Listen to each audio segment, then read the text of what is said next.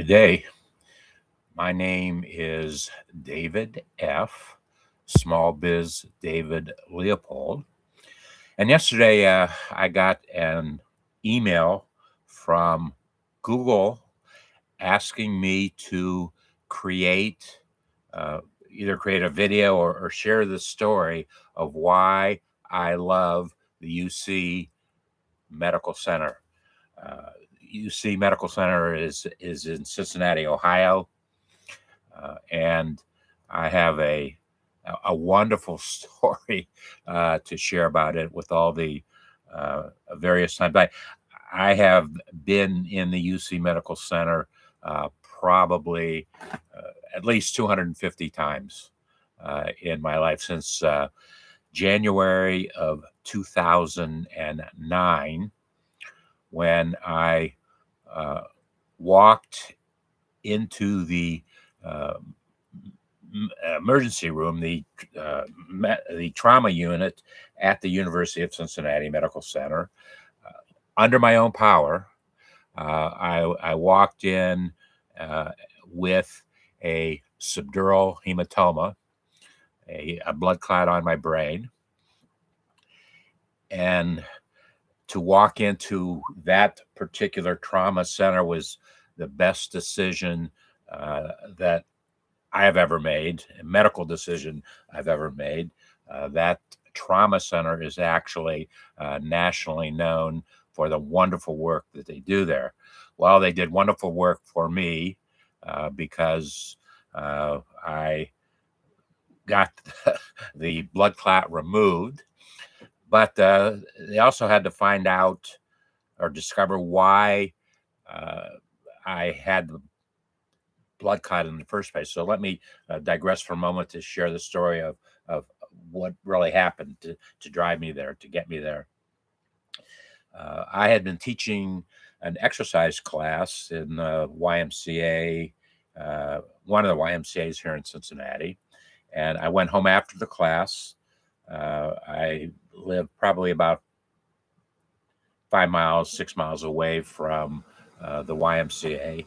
And as I was uh, getting undressed to take a shower, I fell, uh, fainted, passed out, hit my head on my bedroom wall with the loudest crack that I've ever heard.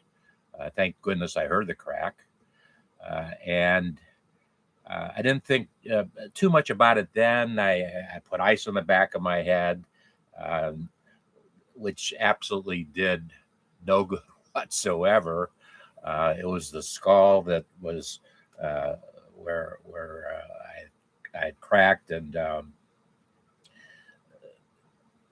was pretty naive. Pretty naive. However, in retrospect, I have been taking a blood thinner called metoprolol, not metoprolol, uh, Coumadin.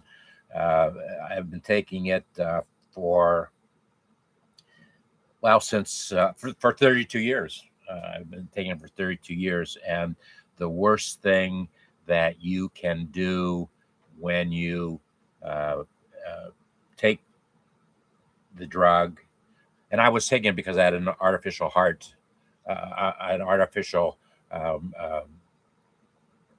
heart valve put in back in 1994, not at the UC Medical Center. At that time, I was not a patient of them. That was done at another hospital here in Cincinnati, a fine hospital, I should also say. But when you take um, uh, the drug I must take it so that blood clots do not form in my blood, because if they got into the valve, the artificial valve, St. Jude's valve that was put in my body, um, I uh, a blood clot would go right to my brain, and well, this time, fortunately, it didn't put me away. But I was blessed that the good folks at UC Medical Center, especially Dr. Theodosopoulos, who was from the Mayfield Clinic, which was closely aligned with the UC Medical Center. So from that time on, then fast forward the story a little bit. They had to understand why I passed out. What was it? Actually, it was a bunch of things. Because I was born with uh, uh, malfunctioning heart, incomplete heart. The parts weren't right. Uh, it was an enlarged heart, which I still have. And also the valve, the aortic valve, was a two flap. In my body, was two flaps instead of three. So I had an enlarged heart, which made my heart work harder all my life, and it was working inefficiently because of only two flaps instead of three flaps. So those things working together over the years, I developed an aneurysm at the base of the valve, and that's what caused me to have my first two heart surgeries, as I said, in another hospital. Okay, so they discovered that at that point, my heart was my ejection fraction was about 30. Your ejection fraction is a number that determines, it says the strength of your heart muscles. At 30, my ejection fraction was dangerous, critical. 35 is the real critical level, and mine was at 30. So they had to do something, and what the decision was made to do was to put in a defibrillator pacemaker into my heart, because my heart it beat fast, it beat slow, and so a defibrillator pacemaker was going to regulate my heartbeat. Let's continue on with that part of the story because there's a major impact there. Because of an exercise that I developed in my own classroom on the indoor cycling, I was able, and it took me a couple of years to really develop the exercise, but what it did in a period of 7 years, it my ejection fraction went from 30, extreme danger level, to 65, a good level to be at. So my heart muscles had doubled in strength in those 7 years, and it was because of the exercise that I had developed in the classroom, and I shared that with anybody that came to class. It was a stress test, stressing my heart, but it was done very methodically. And continuing on with that story, 7 years, 8 years later, after the defibrillator pacemaker was put in, the batteries will run out on it in that period of time. So a doctor who will be a surgeon, cardiologist, who will remain nameless at this time, went in to change the batteries. A 20-minute procedure. It was outpatient, not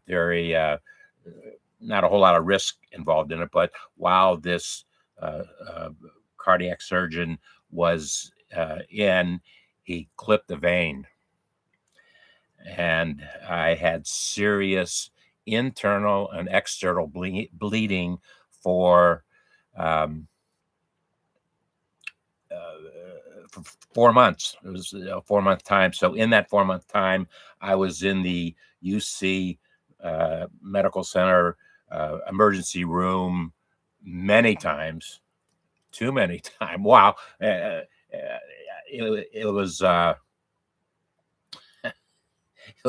bizarre experience. And what happened was they eventually had to take out the defibrillator pacemaker because the reason why I was bleeding, there was an infection in my blood, and if that infection got into the valve or the defibrillator pacemaker, either one of those, uh, it would result.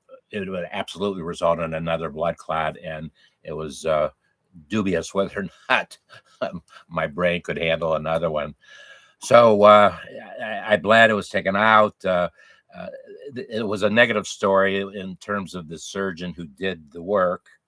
Uh, but what UC Medical Center did, as I sat down with them to discuss, okay, what can we do about this? I had accumulated close to $20,000 of out-of-pocket expense for that. And what the UC Medical Center did was they rescinded all those costs, took them away. They recognized that there was a problem. They couldn't go any further than that, but what they did was a wonderful thing. They recognized there was a problem in the emergency room, and so they took care of it. They did the right thing, and I thank them for doing that. So let me share some further experiences. I have not left the UC Medical Center ever, and in the time that I've been there, well, let's see, I'm trying to do this chronologically. Of course, I had a primary care physician, and it just so happens that Dr. Wones, who absolutely was the finest primary care physician I've ever had, he was also a hospital administrator. So as things were happening to me and I needed attention, he was able, because he was a hospital administrator, he was able to get the heads of departments to take care of me. And that has been a wonderful, wonderful thing for me. Dr. James F. Donovan, professor of surgery. He is professor of surgery and chief of the division of urology. On my 65th birthday, I got my first Medicare checkup. Once a year, and I try to do it around my birthday. I get it's required by Medicare to get a physical so that an analysis can be done and possible things be addressed. And in that very first one I had, it was discovered that I had PSA, prostate-specific antigen, which is prostate cancer. At that time, it was confined only to my prostate. And the first PSA number I got was 4. And Dr. Wones had said that 4 was the highest number of the lowest range. There were 3 ranges of numbers, and he wasn't overly concerned at that time. However, on my 66th birthday, when I had another Medicare physical, that number had gone to 7. And it was at that time when I went to 7, he said, I am now concerned. You need to see a urologist. And he referred me to Dr. Donovan. And in the 6 or 7 months, first or 6 or 7 months that I had seen Dr. Donovan, my PSA doubled again. So that became then a very, very serious consideration that it doubled so quickly. And what doctors, urologists, and oncologists look for is how quickly there's a progression of prostate cancer, because prostate cancer typically is very slow growing. There's really no pain to it, so you don't really know what's all the time what's going on and what's happening until you get it checked. So at the time I went to 7, it went to 14, and Dr. Donovan said it's time to remove your prostate, which he did. And then the day, excuse me, the day of the surgery, they do a biopsy to see if any of the PSA had gone outside of your prostate. If it does, it's very dangerous, potentially dangerous, particularly if it metastasizes, not enough syllables. So it wasn't too long after my prostate was taken out that the PSA went up again to 7, back up to 7. And at that point, Dr. Donovan said, I need to see a oncologist, radiologist. And I was blessed that Dr. Wollens referenced me to Dr. William Barrett, who is medical director of the Barrett Cancer Center at UC Medical Center. He is the medical director of the Cancer Center. The Cancer Center was actually started by his father, and I was very blessed to have Dr. Barrett become my oncologist, and also his chief nurse became my chief nurse, Debbie Overly. And so I've been seeing Dr. Barrett and Debbie for 10 years now, actually. I see them every 3 months. And so I go to a lab, I get a PSA read every 3 months, and we make the determination of should we continue with an injection or a pill. It was decided that I needed to take a pill in addition to the injection. So I've been taking the injection for 10 years. I have about 40 of them. And I started taking the pill daily. I've been taking it now daily for 5 years. And the prostate cancer is totally under control. It's just about a 1.2. And to my knowledge, it's the least amount of cancer I've had in my body in the last 12 years. So I thank the good Dr. Barrett and Debbie for taking such good care of me. And I actually said to Dr. Barrett, I've said to him several times, and I can't say it to him too many times, that I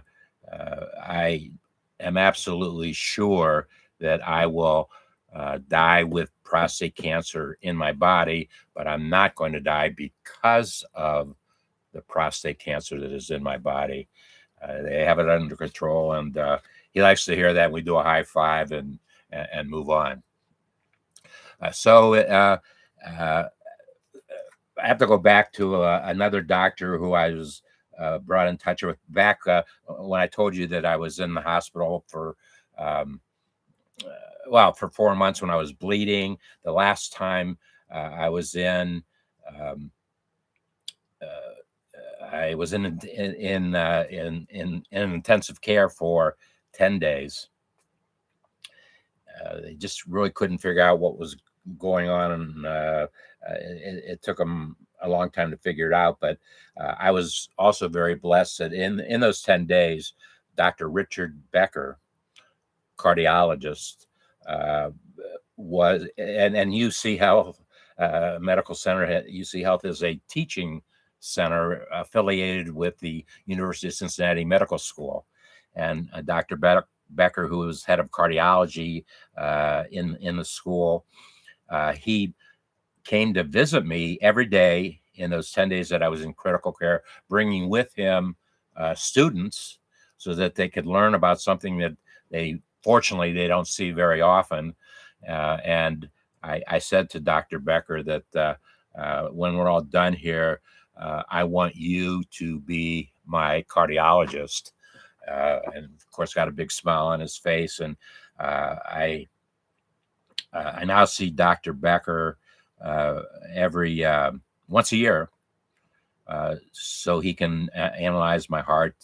We get an echocardiogram to measure my ejection fraction.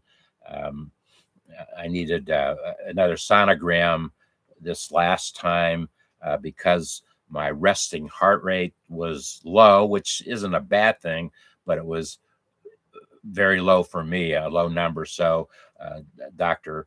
Becker adjusted my medication, and the metoprolol that I take. I was taking 2 drugs for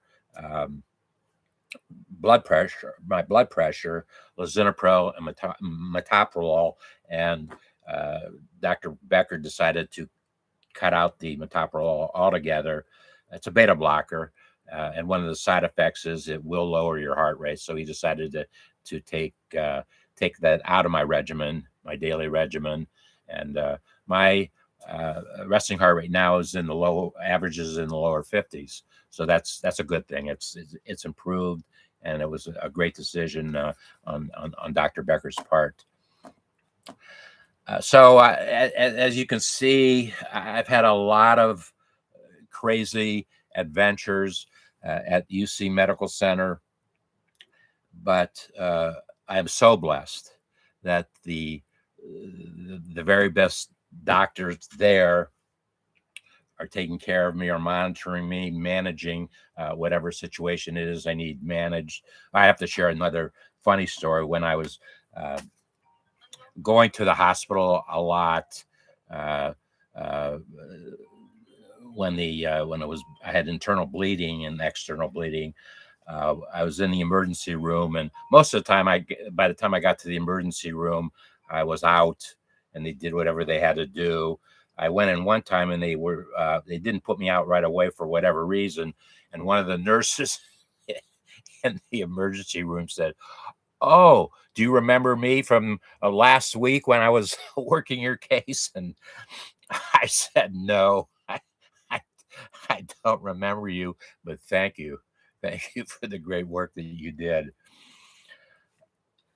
In summary, I have had about 6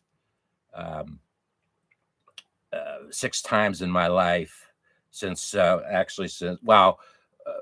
times since 2009, where I did not know if there's going to be a tomorrow. But UC Medical Center made sure that there was going to be a tomorrow, and I thank them dearly for it. I highly, highly recommend, if you have a choice, if you have an option, to take advantage of the wonderful resources there are at UC Medical Center. And it's I owe my life to them, and I thank them for that. Thank you for sharing the time today to listen to the story, and we'll see you soon. By the way, I don't know how you are exactly seeing this video, but I do have a YouTube channel, youtube.com / David F. Leopold. Oh, let me say 2 things I have to say unrelated to the medical aspect. 2 things that Google has done. Well, asking me to make a video today was the 3rd thing. But before that, about 10 years ago, Google recognized the great organic marketing that I was doing inside of Google to get myself known, to get Small Biz David known, and they sent me an email saying, henceforth now and forever, there will be an algorithm, David F. Small Biz David, in parentheses and quotation marks, Leopold. That's my algorithm, and obviously, if you do a Google search on it, you'll see you'll catch a lot of you get a lot of information about me, more than you probably need. And then another thing that Google did about 2.5, 3 months ago, I've been spending a lot of time marketing, testing, researching Google's AI technology that they call Gemini. And it is, I actually created a character uh, to do this, and the character's name is Small Biz David AI Bot. About 3 months ago, Google Gemini declared that the Small Biz David AI bot was going to be that is the voice of the small business portal chatbot that Google had created.